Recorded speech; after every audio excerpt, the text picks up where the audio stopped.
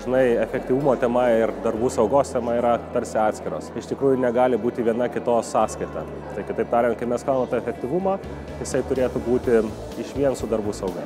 Kiekvienas darbuotojas turi prisidėti. Kiekvienas darbuotojas, pamatęs, kad mes operatyviai nedėlsiant reaguojame, tai mes šaliam tas pavojingas vietas, jis pajaučia tą naudą ir iš tiesų jis kitą kartą vėl stengiasi netgi ieškoti ir mato, kad sistema veikia. Didžiausia turbūt atsakomybė yra prieš save, kad būtų toks jausmas, kad aš padariau viską, kas priklausė nuo manęs. Mes čia dalyvaujam ne pirmi metai, tai berods jau 3 konferencija mums iš eilės ir kiekvieni metai pateisina tos lūkesčius, todėl nėra jokių problemų tais metais apsispręsti, dalyvauti ar ne. Kai Lietuvos mastu vyksta tokio pobūdžio konferencija, tiesiog negalime praleisti progos sužinoti naujienų, pasidalinti savo turimomis žiniomis, savo naujienomis ir galiausiai visą tai sudėti kažkokį tai bendrą tendenciją, kuri galėtų bent jau numatyti arba planuoti kitų metų veiklos planus. Viena iš darbuotojų saugos ir, sakykime, sveikatos prevencijos priemonių yra darbuotojas, kuris yra visada linksmas, visada motyvuotas ir visada gerai jaučiasi.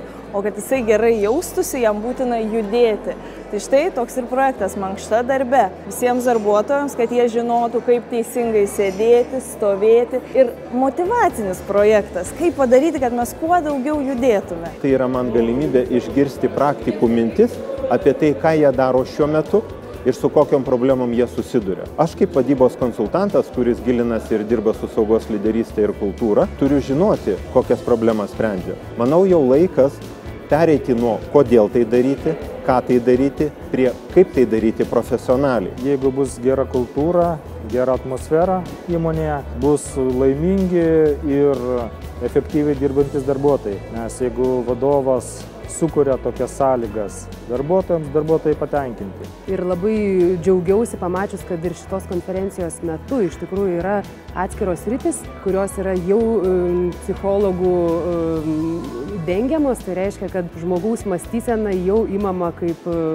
momentas, su kuriuo reikia dirbti tam, kad pasiekti gerus darbo saugos rezultatus.